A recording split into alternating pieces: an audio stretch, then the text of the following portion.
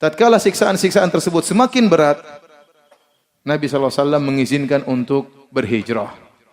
Kata Nabi SAW, "Inni uritu bidari hijratikum, dzatin nakhli baina labbatain." Sungguhnya aku melihat dalam mimpi tentang negeri hijrah kalian. Yang negeri tersebut adalah negeri yang penuh korma dan terletak di antara labbatain. Labah atau harratain atau harra adalah batu-batu yang hitam, yang cadas, yang dikatakan adalah bekas batu-batu yang keluar dari gunung yang kemudian terletak di kota Madinah.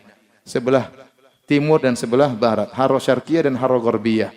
Di antara dua kumpulan batu tersebut itulah kota Madinah. Dan kota Madinah subur. Waktu Nabi dimimpikan tentang Darul Hijrah, tentang kota tersebut, kata Nabi, "Fadhahaba wahali ila," maka waktu itu terbenak dalam hati saya kepada kota ini dan kota itu. Ternyata kota Madinah. Ya. Dalam hadis yang lain kata Nabi SAW, "Umirtu bi qaryatin ta'kulul qura.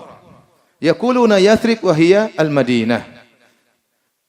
Ya. Kata Nabi SAW, aku diperintahkan untuk berhijrah ke suatu negeri, yang negeri tersebut akan memakan negeri-negeri yang lain, yaitu akan mengalahkan negeri-negeri lain, akan menguasai negeri-negeri yang lain. Mereka menyatakan bahwasanya negeri tersebut adalah Yathrib, padahal dia adalah kota Madinah. Nabi tidak setuju penamaan kota Madinah dengan Yathrib, karena Yathrib diambil dari Tathrib yang artinya celaan, maknanya jelek.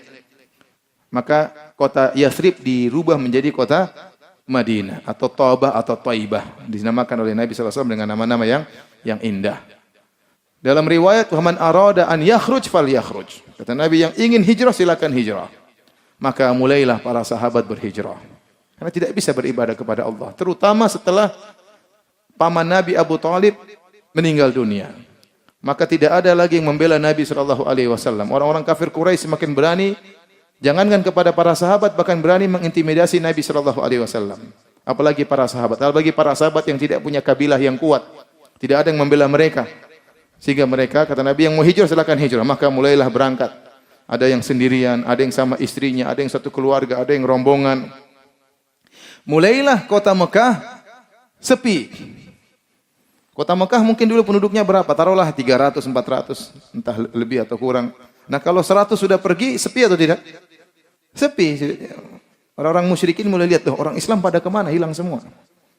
Harusnya mereka senang tatkala orang-orang Islam pergi. Ya sudah, kita kuasai Mekah. Sudah tidak lagi ganggu-ganggu kita, tidak lagi yang dakwah-dakwah, tidak lagi yang syirik-syirik, sudah enggak ada.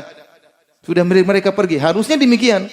Harusnya orang-orang kafir senang kalau orang Islam pergi meninggalkan kota Mekah, sehingga mereka benar-benar menguasai kota Mekah, karena selama ini orang Islam itulah yang bikin gaduh di kota Mekah.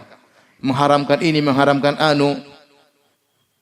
Tetapi ternyata mereka tidak suka kalau orang-orang Islam hijrah. Kenapa mereka tidak suka? Karena mereka tahu orang-orang Islam ini akan hijrah ke kota Madinah, akan menyusun kekuatan di kota Madinah, dan mereka suatu saat akan kembali. Itu yang sudah dipikirkan oleh Abu Jahal dan teman-temannya.